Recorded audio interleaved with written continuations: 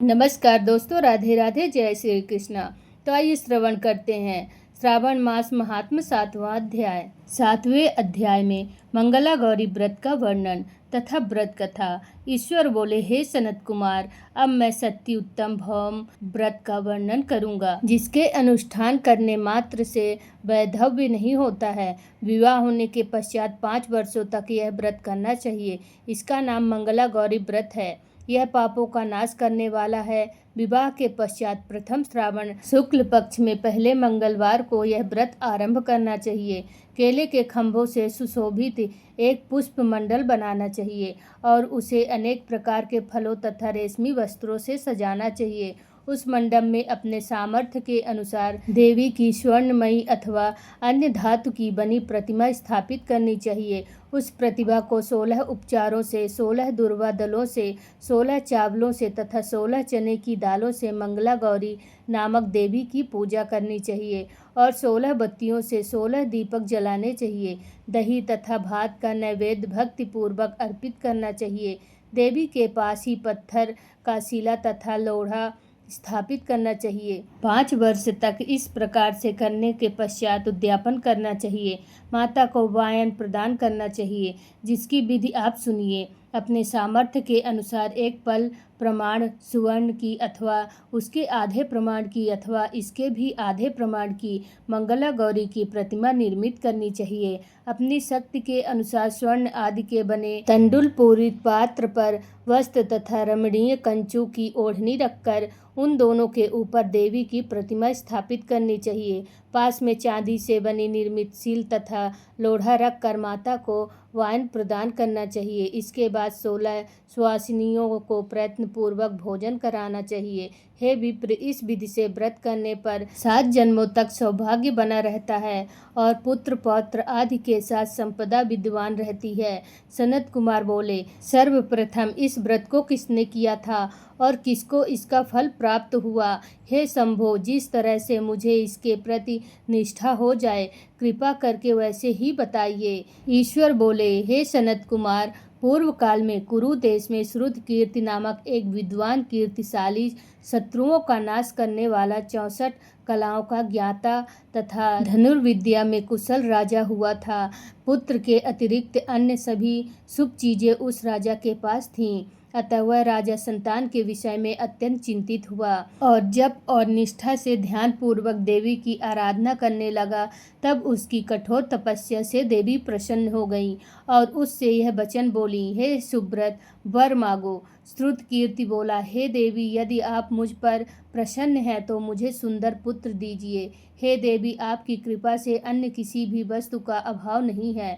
उसका यह वचन सुनकर पवित्र मुस्कान वाली देवी ने कहा, हे राजन, तुमने अत्यंत दुर्लभ वर मांगा है, फिर भी कृपा बस मैं तुम्हें अवश्य दूंगी। किंतु राजेंद्र सुनिए, यदि परम गुणी पुत्र चाहते हो तो वह केवल 16 वर्ष तक जीवित रहेगा और यदि रूप तथा विद्या से विहीन पुत्र चाहते हो तो दीर्घायु जीवित होगा। देवी का यह वचन सुनकर राजा चिंतित हो उठा और पुनः अपनी पत्नी से परामर्श करके उसने गुणवान तथा सभी शुभ लक्षणों से संपन्न 16 वर्ष की आयु वाला पुत्र मांगा।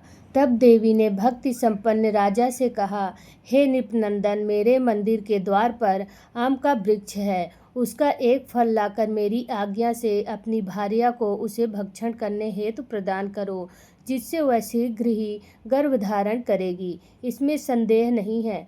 प्रसन्न होकर राजा ने वैसे ही किया और उसकी पत्नी ने गर्भ धारण कर लिया। 10वें महीने में उसने देवतुल्य सुंदर पुत्र को जन्म दिया। तब हर्ष तथा शोक से युक्त राजा ने बालक का जात कर्म आदि संस्कार किया। वह शिव का स्मरण करते हुए उसका नाम चिरायु रखा। इसके बाद पुत्र के 16 वर्ष के होने पर पत्नी सहित राजा चिंता में पड़ गए और वे विचार करने लगे कि यह पुत्र बड़े कष्ट से प्राप्त हुआ है और मैं इसकी दुखद मृत्यु अपने ही सामने कैसे देख सकूंगा। ऐसा विचार करके राजा ने पुत्र को अपने मामा के साथ काशी भेज दिया। प्रस्थान के समय राजा की पत्नी ने अपने भाई से कहा, कार्पटिक का वेश धारण करके आप मेरे पुत्र को काशी ले जाइए। मैंने भगवान मृत्युंजय से पूर्व में पुत्र के लिए प्रार्थना की थी और कहा था कि हे विश्वेश्वर, आप जगतपति की यात्रा के लिए मैं उस पुत्र को अवश्य भेजूंगी। अतः आप मेरे पुत्र को आज ही ले जाइए और सावधानी पूर्वक इसकी रक्षा कीजिएगा। अपनी बहन की यह बात सुनकर भांजे के साथ वह चल पड़ा। कई दिनों तक चलते चलते वह आनंद नामक नगर में पहुंचा। वहां सभी प्रकार की समृद्धियों से संपन्न वीरसेन नाम वाला राजा रहता था। उस राजा की एक सर्वलक्षण संपन्न, युवावस्था प्राप्त, मनोहर तथा रूप लावण्यमयी मंगला गौरी नामक कन्या थी। सभी उपमानों को तुच्छ करके सौंदर्य अभिवृद्धि को प्राप्त कर वह कन्या किसी समय सखियों के साथ नगर के उपवन में क्रीड़ा करने के लिए गई हुई थी। उसी समय वह चिरायु तथा उसका मामा वे दोनों भी वहां पहुंच गए और उन कन्याओं को देखने की लालसा से वही विश्राम करने लगे।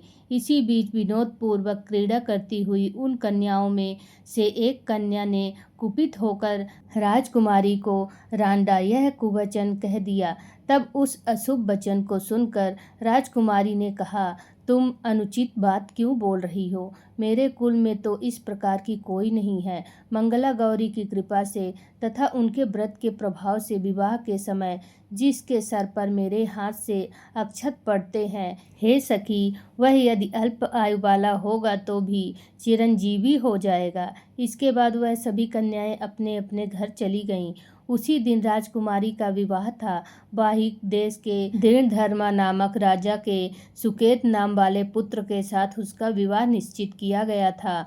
वह सुकेत विद्याहीन, कुरूप तथा बहरा था। तब सुकेत के साथ आए हुए उन लोगों ने विचार किया कि इस समय कोई दूसरा श्रेष्ठ वर ले जाना चाहिए और विवाह संपन्न हो जाने के बाद वहां सुकेत पहुंच जाएगा। उन लोगों ने चिरायु के मामा के पास जाकर याचना की कि आप इस बालक को हमें दे दीजिए, जिससे हमारा कार्य सिद्ध हो जाए। इस पृथ्वी पर परोपकार के समान दूसरा कोई धर्म नहीं है। उनकी बात सुनकर चिरायु का मामा मन ही मन बहुत प्रसन्न हुआ, क्योंकि इसने उपवन में पहले ही कन्या मंगला गौरी की बात सुन ली थी। फिर भी उसने एक बार कहा कि आप लोग इसे किस लिए मांग रहे हैं? कार्य की सिद्धि हेतु वस्त्र, अलंकार आदि मांगे जाते हैं, वर तो कहीं भी नहीं मांगा जाता।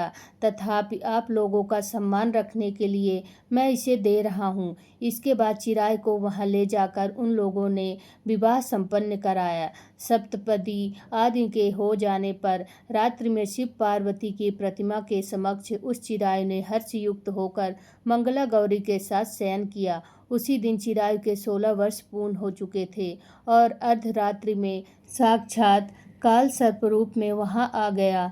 इसी बीच संयोगवश राजकुमारी जाग गई। उसने उस महासर्प को वहां देखा और वह भय से व्याकुल होकर कांपने लगी। तभी उस कन्या ने धैर्य धारण कर 16 उपचारों से सर्प की पूजा की और पीने के लिए उसे दूध दिया। उसने दीनता भरी वाणी में उस सर्प की प्रार्थना तथा स्तुति की।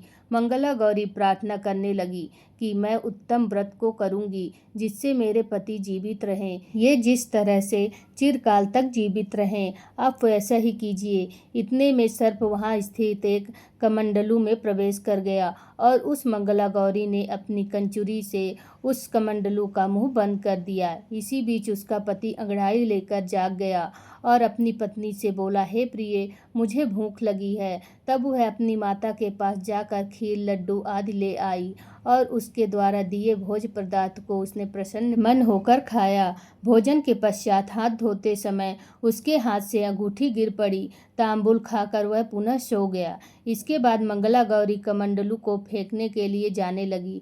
विधि की कैसी गति है कि उस कमंडलू में से बाहर की ओर जगमग करती हुई हार कांति को देखकर वह आश्चर्यचकित हो गई। घट में स्थित उस हार को उसने अपने कंठ में धारण कर लिया। इसके बाद कुछ रात शेष रहते ही चिरायु का मामा आकर उसे ले गया। इसके बाद वर पक्ष के लोग सुकेतु को वहां लेकर आए। उसे देखकर मंगला गौरी ने कहा कि यह मेरा पति नहीं है। तब उन सभी ने उससे कहा, हे शुभे, तुम यह क्या बोल रही हो? यहाँ तुम्हारा कोई परिचायक हो तो उसे हम लोगों को बताओ। मंगला गौरी बोली, जिसने रात्रि में 9 रत्नों से बनी अंगूठी दी है, उसकी अंगूठी में इसे डालकर परिचायक निशानी देख ले।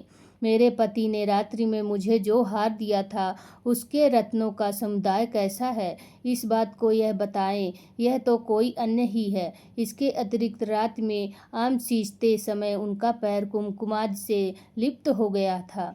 वह मेरी जांघ पर अब भी विद्यमान है, उसे आप लोग शीघ्र देख लें। साथ ही रात में परस्पर भाषण तथा भोजन आदि जो कुछ किया गया था उसे भी यह बता दें, तब यह निश्चित ही मेरा पति है। इस प्रकार उसका वचन सुनकर सभी ठीक है कहने लगे, किंतु जब एक भी बात ना मिली तब सभी ने सुकेतु को उसका पति होने से निश्चिद्ध कर दिया और वर पक्ष वाले जिस तरह से आए थे उसी तरह से चले गए। इसके बाद अपने वंश को बढ़ाने वाले महान यश से संपन्न तथा परम मनस्वी मंगला गौरी के पिता ने अन्न पान आदि का सन्न चलाया।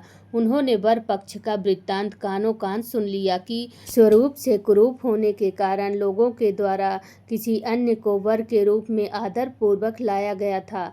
तब उन्होंने अपनी कन्या को पर्दे के भीतर बिठा दिया। इसके बाद 1 वर्ष के बीतने पर यात्रा करके चिरायु अपने मामा के साथ यह देखने आया कि विवाह के बाद वहाँ क्या हुआ। तब उसे गवाक्ष के भीतर से देखकर वह मंगला गौरी अत्यंत प्रसन्न हुई और माता पिता से बोली कि मेरे पति आ गए हैं।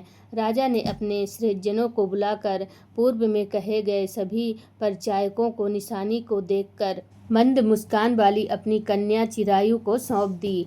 राजा ने श्रेष्ठ जनों को साथ लेकर विवाह का उत्सव कराया। इसके बाद राजा वीरसेन ने वस्त्र आभूषण आदि सेना घोड़े रथ और अन्य भी बहुत सी सामग्रियां देकर उन्हें विदा किया।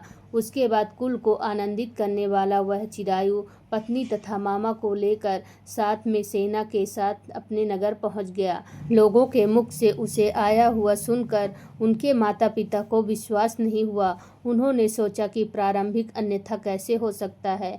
इतने में वह अपने माता पिता के पास आ गया और स्नेह से परिपूर्ण वह चिरायु भक्तिपूर्ण उनके चरणों में गिर पड़ा। तब अपने पुत्र का मस्तक सूंघकर उन दोनों ने परम आनंद प्राप्त किया। पुत्र वधू मंगला गौरी ने सास ससुर को प्रणाम किया।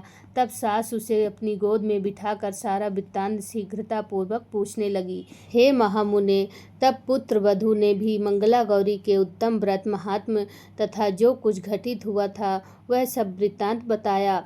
हे सनत कुमार, मैंने आपसे इस मंगला गौरी व्रत का वर्णन कर दिया।